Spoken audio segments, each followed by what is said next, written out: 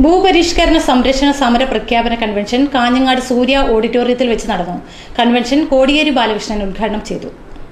എന്നാൽ UDF government ഇപ്പോൾ അധികാരത്തിൽ വന്നപ്പോൾ പ്രതിഭാ പാർട്ടി അവരുടെ കാലാവധി കഴിയുന്നതിന് 2 ദിവസം മുമ്പ് ഈ നിയമ ഭേദഗതിക്ക് പോയിട്ട് അംഗീകാരം വാങ്ങി.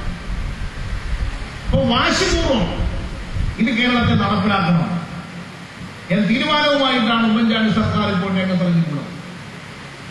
ഇതിനെതിരായി കോൺഗ്രസിനകത്ത് ഒരു കൂട്ടം എംഎൽഎമാർ നിയമസഭയിൽ ഇതിനെ എതിർത്തു. ഇതിപ്പോൾ നടപ്പാക്കാൻ പാടില്ല എന്ന് കോൺഗ്രസിലെ ഒരു വിഭാഗം എംഎൽഎമാർ ആവശ്യപ്പെട്ടു.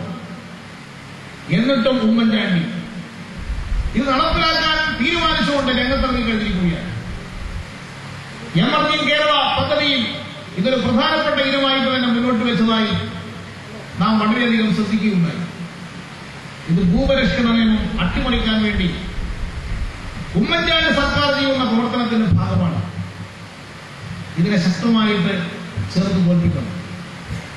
കേരളത്തിൽ അനധികൃതമായി ഭൂമി വാങ്ങിക്കൂട്ടി വെച്ചിരിക്കുന്ന ധാരാളം ആളുകളുണ്ട്. 15 ഏക്കറിലധികം ഭൂമി സംസ്ഥാനത്തിന്റെ വിവിധ ഭാഗങ്ങളിൽ വാങ്ങിവെച്ചിട്ടുള്ള ആളുകളുണ്ട്. അങ്ങനെയുള്ള ഭൂമി കണ്ടെത്തി ആ ഭൂമി സർക്കാർ ഏറ്റെടുക്കണം. ഇതാണ് നമ്മൾ പ്രധാനമായിട്ട് ആവശ്യപ്പെടുന്നത്. LDF ഗവൺമെന്റ് കാലത്ത് ഇത്തരത്തിലുള്ള ചില നടപടികൾ സ്വീകരിച്ചിട്ടുണ്ട്. LDF ഗവൺമെന്റ് കാലത്ത് അന്ന് ഒരു സന്തോഷ് മാധവൻ അറസ്റ്റ് ചെയ്യപ്പെട്ടു. സന്തോഷ് മാധവനെ അറസ്റ്റ് ചെയ്തപ്പോൾ സന്തോഷ് മാധവൻ നടത്തിയ ഇടപാടുകളെ കുറിച്ച് പോലീസ് അന്വേഷിച്ചു.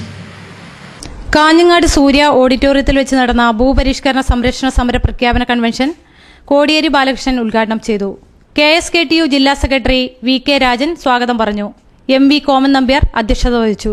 AKS സംസ്ഥാന secretary Vidyadharan, colony association of secretary Purushan Kadalundi, CPIM ജില്ലാ secretary KP Satheesh Chandran, P Karunakaran MP, Trikaripur MLA K Kunhiraman, Uduma MLA K Kunhiraman, KSKTU സംസ്ഥാന കമ്മിറ്റി അംഗം MV Balakrishnan master, advocate Purushothaman എന്നിവർ സംസാരിച്ചു.